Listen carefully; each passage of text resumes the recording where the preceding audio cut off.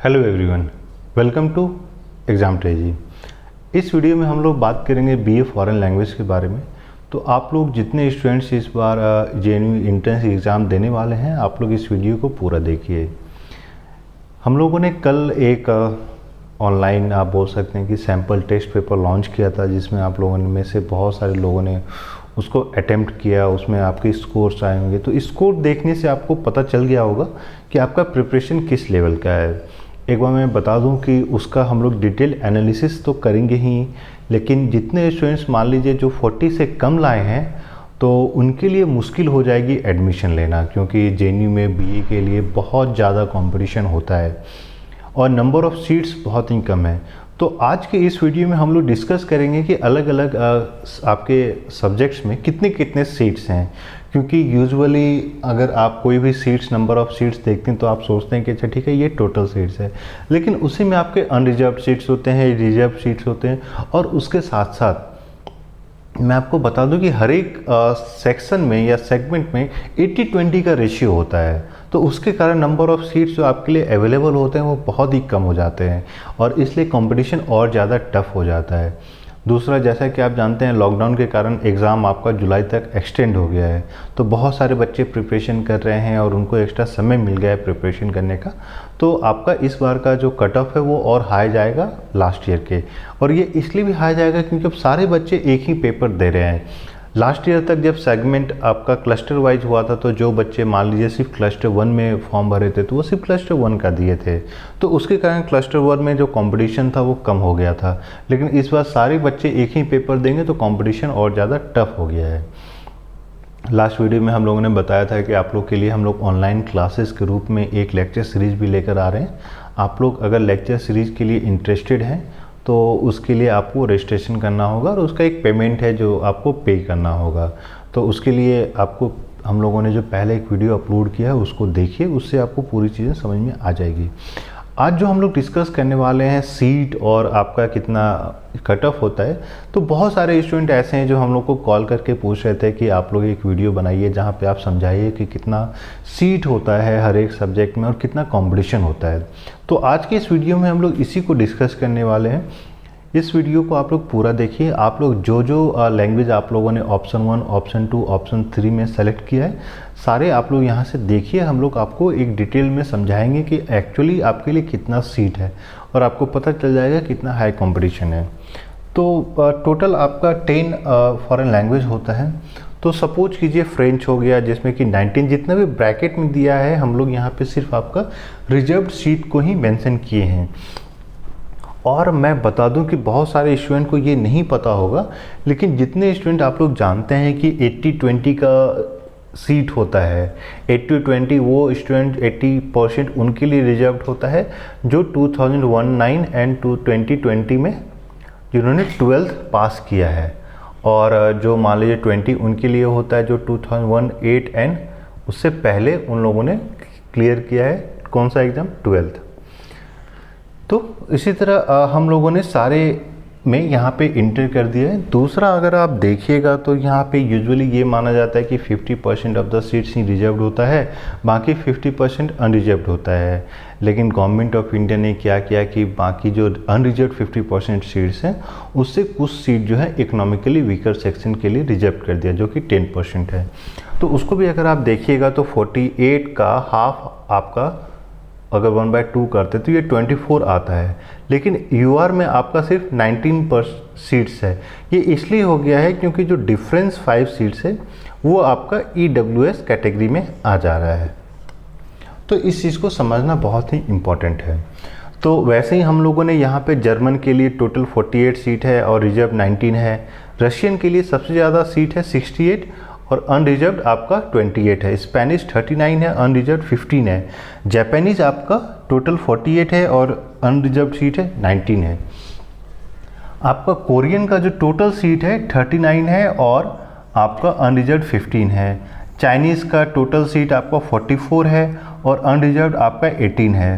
Persian का आपका 39 total seats हैं और अनरिजर्व्ड आपका 15 है। पोस्तो का आपका टोटल 19 ही सीट्स हैं। आप देखिए पोस्तो में बहुत ही कम सीट है, ओनली 19, और अनरिजर्व्ड आपका 8 है। अरबिक में आपका 39 है और अनरिजर्व्ड आपका 15 है। तो ये तो आपका टोटल अनरिजर्व्ड हम लोगों ने इसमें बता दिया है। तो इसमें आप लोगों ने देख लिया कितने कितने सीट्स हैं। अब देखिए आप लोग जितने मान लीजिए जो ओबीसी में हैं, तो ओबीसी का जो रिजर्वेशन है ओबीसी का वो 27% है। तो आप अगर मान लीजिए जिसमें आपने अप्लाई किया है और आप ओबीसी कैटेगरी से हैं, तो आप इसी से इसका मान लीजिए 27% आप निकाल लीजिए, तो आपको पता चल जाएगा कि कितना सीट है। तो ये तो ओवरऑल हो गया। लेकिन अब मैं आपको बताता हूँ, जिस तरीके से हमने फ्रेंच का एग्जाम्पल दिया था, तो वैसे ही मैं आपको बताता हूँ कि टोटल नंबर ऑफ़ सीट जो हैं कितने कम होते हैं। सपोज कीजिए एक यहाँ पे हम लोग एग्जाम्पल लेके बात करेंगे, किसी का भी एग्जाम्पल ले लेते हैं। यहाँ पे सपोज कीजिए कि फ्रेंच का ही एग्जाम्पल लेते हैं। फ्रेंच का अगर एग्जाम्पल लेते हैं तो टोटल सीट्स आपका हो गया 48। आपका इसमें यूआर का हो गया आपका 19।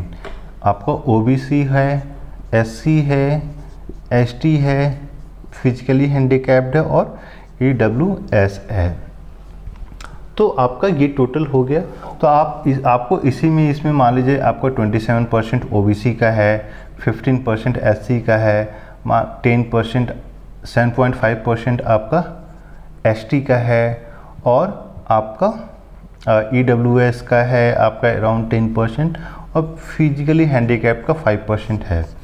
तो इस चीज़ को अगर आप इसमें ऑन एवरेज अगर आप निकाल लेते हैं कि कितना सीट होगा, तो मान लीजिए अगर आपके पास 48 है, तो इसमें सबसे बड़ी जो चीज़ है जो देखने वाली है वो ये है कि मान लीजिए ओबीसी है। सपोज कीजिए ओबीसी में आपका 16 सीट्स है। तो होता क्या है कि ओबीसी के 16 सीट्स में भी आपका 80% डिवाइड होता है और आपका 20% डिवाइड होता है। तो 20% तो ये आपका 4 सीट्स ही हो गया और 80% तो ये आपका 12 सीट्स हो गया। तो जितने लोग मान लीजिए फ्रेंच के लिए अप्लाई कर रहे हैं और वो ओबीसी कैटेगरी में है, तो अगर आपने 12th अगर 2019 या 20 में किया है तो आपके लिए एक्चुअली सिर्फ 12 सीट्स हैं। और अगर आपने 2018 या उससे पहले 12th किया है तो आपके लिए मात्र 4 सीट है। और इसीलिए आप देखिएगा कि कहाँ टोटल 48 सीट्स हैं और कहाँ आपका घट के वो 4 सीट हो जाता है। इसीलिए मैं आपको बोल रहा हूँ कि कंपटीशन इस बार बहुत ही टफ होने वाला है। और अगर आप मान लीजिए ईडब्ल्यूएस कैटेगरी से हैं तो ईडब्ल्यूएस कैटेगरी में भी आपका मान लीजिए 5 टोटल सीट है। तो 5 सीट में आपका एक हो जाएगा 4 और अगर आप 20% पे हैं तो ये आपके लिए हो जाएगा बस 1 सीट। तो आप समझ लीजिए कि अगर आपने 2018 में किया है 12th और अगर आप ईडब्ल्यूएस कैटेगरी में हैं तो आपके लिए बस 1 सीट बच रहा है। आप ये सोच रहे हैं कि हम ईडब्ल्यूएस में एडमिशन ले लेंगे और 2018 में किए हैं, तो आप देख लीजिए कि आपके लिए बस 1 सीट है। आप सोच सकते हैं कि 1 सीट के लिए कितना हाई कंपटीशन होगा। बाकी ये 4 सीट जो है जो उन लोगों को जाएगा जो 2019 या 20 में जो 12th किए हैं। वैसे ही आपका जो अनरिजर्व्ड सीट है जो हम लोगों ने पहले आपको एक्सप्लेन करके बताया था, अनरिजर्व्ड सीट में भी आपका 80 और आपका 20 का होता है। तो इसमें भी 20% ले लेते हैं तो आपका 4 सीट हो जाता है और यहाँ पे आप ले लीजिए तो 15 सीट्स हो जाता है। तो जो मान लीजिए अनरिजर्व कैटेगरी के हैं और मान लीजिए जिन्होंने 18 में अगर अप्लाई किया, अगर बोर्ड किया है तो उनके लिए मात्र 4 सीट है और अगर आपने 19-20 में किया है तो आपके लिए 15 सीट्स हैं।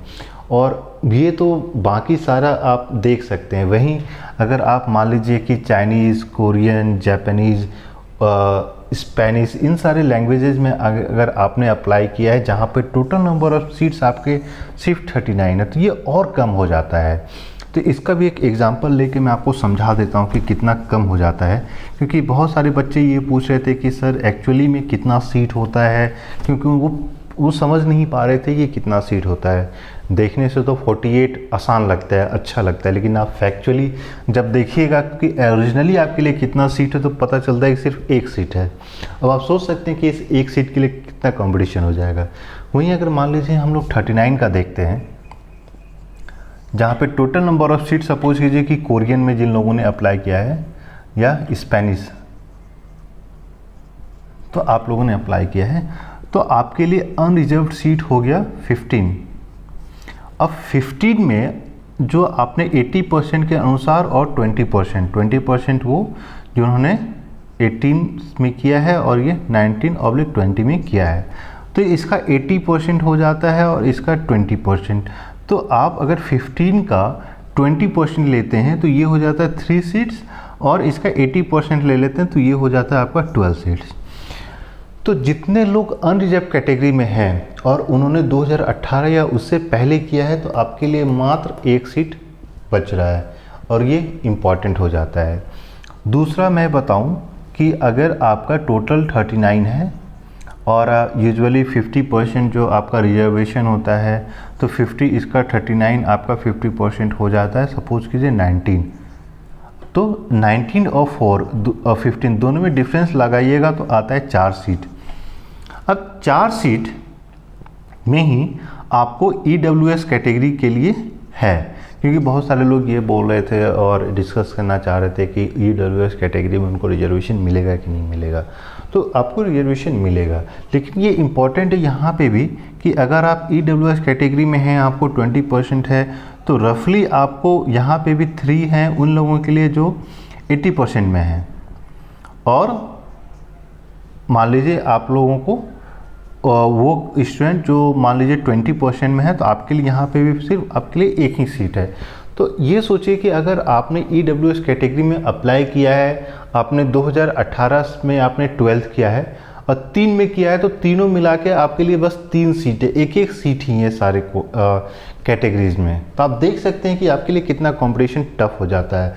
आपने सपोज कीजिए कि स्पेनिश में अप्लाई कर दिया, अरबिक में अप्लाई कर दिया और कोरियन में अप्लाई कर दिया, तो कोरियन में आपके लिए EWS कैटेगरी तो 2018 में 12th पास किए हैं, आपके लिए एक सीट है। तो आप समझ सकते हैं कितना ज़्यादा कंपटीशन टफ हो जाता है। और जिन लोगों को हम लोगों ने ये डिस्कस किया था, शेयर किया था कि इतना कम सीट होता है, तो उन लोगों ने, सभी लोगों ने हम लोगों से रिक्वेस्ट किया था कि आप लोग ऑनलाइन क्लासेस स्टार्ट कीजिए, सो दैट कि हम लोग उनको सारा कुछ डिटेल में सिलेबस समझा सकें, उनका कोर्स प्रिपेयर करा सकें। क्योंकि लॉकडाउन के कारण बहुत सारे ऐसे स्टूडेंट हैं जो कि पता नहीं चल रहा है उनको कहाँ से पढ़ना है, कौन सा बुक पढ़ना है। अगर आप पूरे सिलेबस की बात करते हैं, अब सवाल आता है कि इतना, एक तो आपका सीट कम है, वहीं अगर आप कट ऑफ देखते हैं तो बहुत हाई जाता है।